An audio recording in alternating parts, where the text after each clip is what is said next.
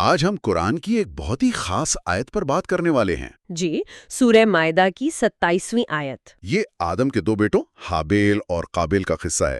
بظاہر ایک سادہ کہانی لگتی ہے نا؟ بالکل، لیکن اس ایک آیت میں حسد، تقوی اور جاریت کے جواب پر اتنی گہری بات ہے کہ یہ آج بھی اتنی ہی اہم ہے۔ تو چلیں اس کا جائزہ لیتے ہیں۔ ضرور۔ تو قصہ شروع ہوتا ہے ایک قربانی سے۔ جی۔ دو بھائی ہیں، دونوں خدا کے حضور کچھ پیش کرتے ہیں۔ ایک کی قربانی قبول ہو جاتی ہے اور دوسرے کی نہیں ہوتی۔ اور یہیں سے سارا مسئلہ شروع ہوتا ہے۔ بالکل، اور جو رد عمل تھا نا وہ حیران کن ہے۔ جس کی قربانی رد ہوئی اس نے مایوسی نہیں دکھائی بلکہ سیدھا دھمکی دی، میں تجھے قتل کر دوں گا۔ یہ بہت ہی شدید رد عمل ہے۔ مطلب آج کل کی زبان میں ہم اسے ریجیکشن سینسٹیوٹی کہہ سکتے ہیں۔ اچھا؟ جی، کہ جب کسی کو مسترد کیا جائے تو وہ فوراً جارحیت پر اتر آئے۔ اس کی انا کو ٹھیس پہنچی تھی۔ صحیح، لیکن اس کے جواب میں دوسرے بھائی نے جو کہا وہ اس سے بھی زیادہ دلچسپ ہے۔ اس نے غصے کا جواب غصے سے نہیں دیا۔ نہیں، بالکل نہیں۔ اس نے ایک اصول بیان کر دیا۔ اس نے کہا اللہ تو صرف تقوی والوں سے قبول کرتا ہے۔ یہ بہت اہم نکتہ ہے۔ مطلب وہ کہہ رہا تھا کہ بھائی یہ مسئلہ میرے اور تمہارے بیچ کا ہے ہی نہیں۔ بالکل، یہ تمہارے اور خدا کے تعلق کا معاملہ ہے۔ لیکن یہ لفظ تقوی جو ہے اس کا مطلب اکثر لوگ صرف خدا کا خوف سمجھتے ہیں۔ کیا یہ صرف اتنا ہی ہے؟ یہ بہت اچھا سوال ہے۔ دیکھیں، خوف اس کا ایک حصہ ہے لیکن پوری تصویر نہیں۔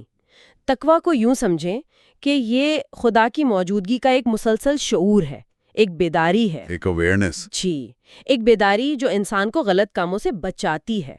تو جب وہ بھائی یہ کہتا ہے تو اس کا مطلب ہے کہ قبولیت کا معیار ظاہری عمل نہیں، بالکل، بلکہ دل کی وہ کیفیت ہے جس کے ساتھ عمل کیا گیا ہے۔ بالکل وہی۔ ٹھیک ہے، یہ بات تو سمجھ میں آتی ہے، لیکن اس کے بعد جو اس نے کہا وہ مجھے ہمیشہ سوچنے پہ مجبور کرتا ہے کہ اگر تم مجھے قتل کرنے کے لیے ہاتھ اٹھاؤ گے تب بھی میں تم پر ہاتھ نہیں اٹھاؤں گا۔ جی، اب کچھ لوگ کہیں گے کہ یہ تو کمزوری ہے، ایک طرح سے ہتھیار ڈال دینا ہے۔